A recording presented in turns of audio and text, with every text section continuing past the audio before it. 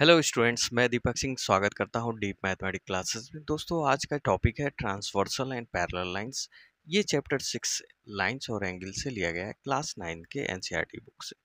आज के पार्ट 2 में हम देखेंगे दोस्तों कि ट्रांसवर्सल और पैरेलल लाइंस के जो कॉन्सेप्ट हैं वो है क्या। When A line intersect two lines eight a different point, it is called a transversal line.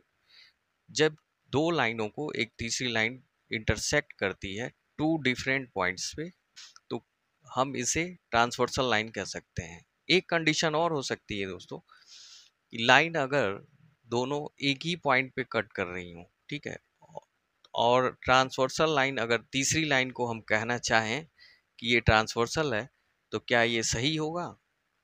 नहीं। वो कह रहा है कि आप एम और एल को डिफरेंट पॉइंट्स पे ही कट करें, आप कॉमन पॉइंट पे ना कट करें। ये एक कॉमन पॉइंट हो गया, ठीक है। जो P है वो ट्रांसवर्सल नहीं होगा। जबकि although is cut the line L और M, P जो है L और M को कट कर रही है O पॉइंट पे, ठीक है, लेकिन ये कॉमन पॉइंट है, सिंगल पॉइंट है, इसलिए हम इसे तिर्यक रेखा नहीं कहेंगे। P एक तिर्यक रेखा है, ठीक है, ये तिर्यक रेखा है या अनुप्रस्थ रेखा है, ठीक है। समझ में आ रही बात?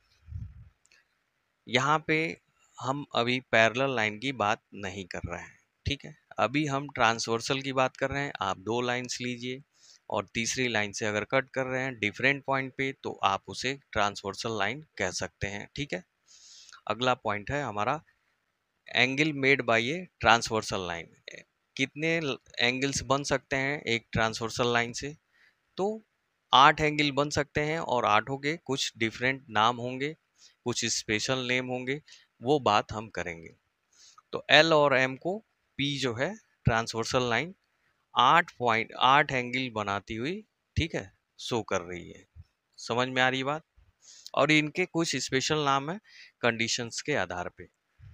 क्या और भी तिर्यक रेखाएं खींची जा सकती हैं दो लाइनों के बीच में? हाँ, बहुत सारी लाइनें हम ड्रॉ कर सकते हैं, ठीक है। आप तिर्यक रेखाएं बहुत सारी खींच सकते हैं, इनफाइनाइट तक खींच सकते हैं, ठीक है। जितनी आप लाइनें चाहें तो पी आप बहुत सारी ड्रॉ कर सकते हैं, दो लाइनों को कट करती हुई जाने वाली, ठीक है। तो इनफाइनाइट ड्रॉ हो सकता है। तो infinite transversal line can be draw. Finally आगे बढ़ते हैं, हम नाम की बात करते हैं।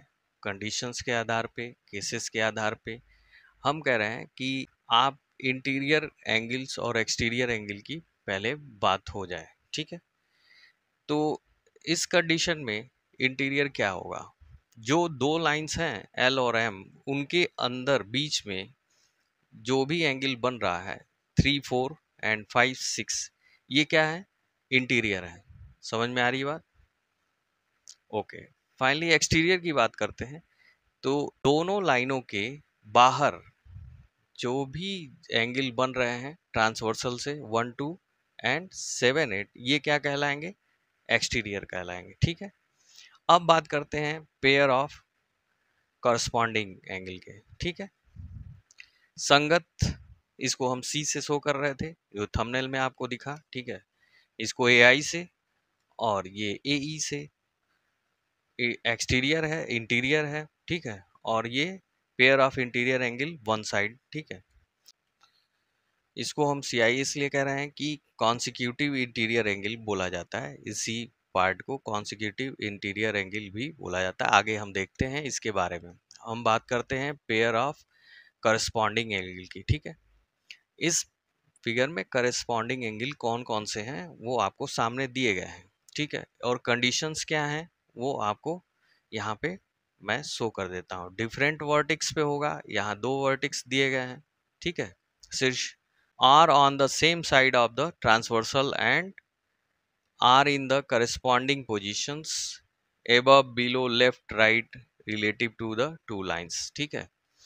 लेफ्ट राइट में इस ट्रांसवर्सल लाइन के लेफ्ट और राइट में अपर एंड लोअर, मतलब इस वाले भाग को और इस वाले भाग की बात कर रहा है, दोनों वर्टेक्स पे, ठीक है। तो हम बनाते हैं संगत कोण। पहला हम लेफ्ट साइड में देखते हैं, तो ऊपर की पोजीशन पे 1 बैठा हुआ है, यहाँ पे ऊपर की पोजीशन पे कौन बैठा हुआ है, एम लाइन पे 5। तो 1 5 जो है एक करस्पॉन्डिंग एंगल हो गया। आपको इसके लाइन के ऊपर बात करनी है और इस लाइन के ऊपर की बात करनी है, और वन साइडेड बात करनी है। लेफ्ट हमने बात की, ठीक है। अपर, यहाँ पे हमने कहा कि एबव एंड लेफ्ट, ठीक है, एबव एंड लेफ्ट की बात हो रही है, ठीक। तो अभी एबव की बात हो रही है, ऊपर क्या है, 2 भी है और 6 भी है, वन साइडेड, ठीक है। अब राइट साइड में आ गए, ये लेफ्ट साइड चल रहा था और ये राइट साइड। अब डाउनवर्ड में आएगा बिलो में, ठीक है। इसमें हमें मिल रहा है 3 एंड 7 लेफ्ट साइड में, और राइट साइड में मिलेगा 4 एंड 8। समझ में आ रही बात। तो ये करस्पॉन्डिंग एंगल हो गया। अगला पॉइंट हम देखते हैं, ठीक। अल्टरनेट इंटीरियर एंगल्स, ठीक है। अल्टरनेट की बात कर रहा है, आइए देखते हैं। इसमें हम कह रहे हैं हैव ए डिफरेंट वर्टेक्स, मतलब हर पॉइंट दोनों पॉइंट्स पे बनेगा, ठीक है। Are on opposite sides of the transversal. अब इसके जो है लेफ्ट और राइट, ये दो बातें कह रहा है। यहाँ पे ऐसे बनेगा, ठीक है। पहले लेफ्ट वाला लेंगे और फिर राइट वाला लेंगे। Lie between the two lines, ये दोनों के बीच में बनना चाहिए, मतलब कि हमारी बात हो रही है इस वाले पॉइंट की और इस वाले पॉइंट की, ठीक है। इन बीच में हमें लेफ्ट और राइट की बात लेनी है। पहले लेफ्ट लेंगे फिर राइट लेंगे, इधर हम राइट लेंगे तो इधर लेफ्ट लेंगे। तो चलिए, यहाँ पे आप 3 ले रहे हैं तो 6 यहाँ पे लेंगे, और ये कह रहा है कि आप बिटवीन दोनों के बीच की बात करेंगे, एम और एल के बीच की बात होगी, ठीक है। इन दोनों लाइनों के बीच में जो एंगल बन रहा है उसी की बात होगी, उसको ही हम इंटीरियर बोलेंगे, अल्टरनेटिव, ठीक है। 4 एंड 5, यहाँ पे लेफ्ट हुआ, राइट हुआ तो ये लेफ्ट आ गया, ठीक है। 4 एंड 5, समझ में आ रही बात। तो ये जो पेयर्स बन रहे हैं उन्हीं को हम कह रहे हैं अल्टरनेट इंटीरियर एंगल। अगला पॉइंट देखिए, अल्टरनेट एक्सटीरियर एंगल की बात हो रही है, ठीक है। अल्टरनेट एक्सटीरियर में क्या है, 1 एंड 8, 2 एंड 7, बाहर की बात हो रही है, लाइंस के दोनों तरफ बाहर की बात हो रही है।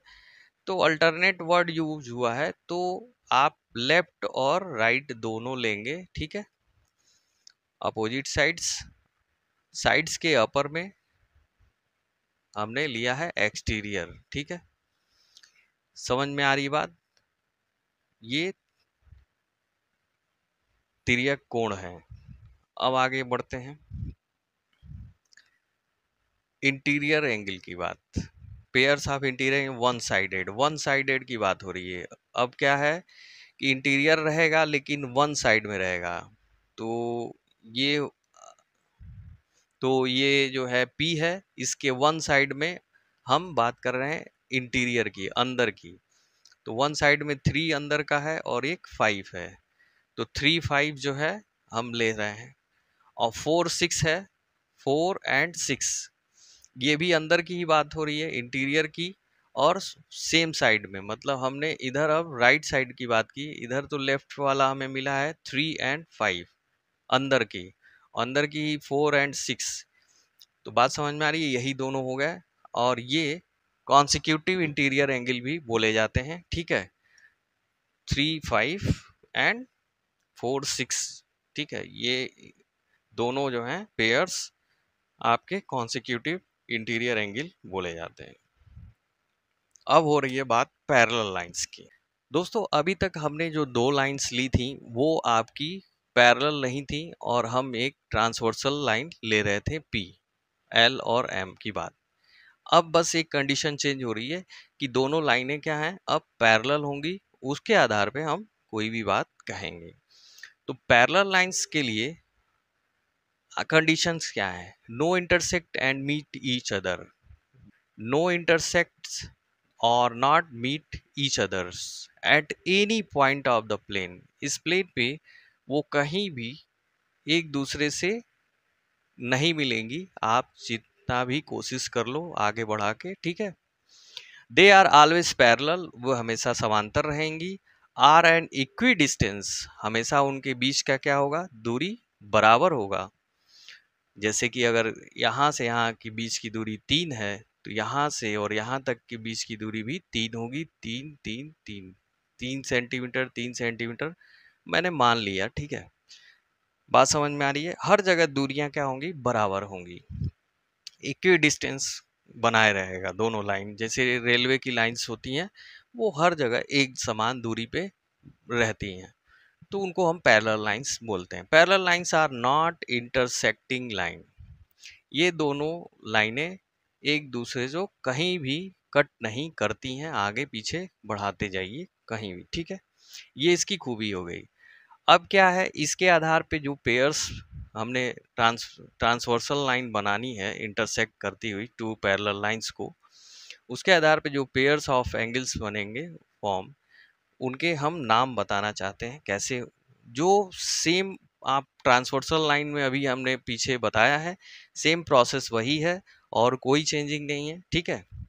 बस ये बात हो जाएगी कि 3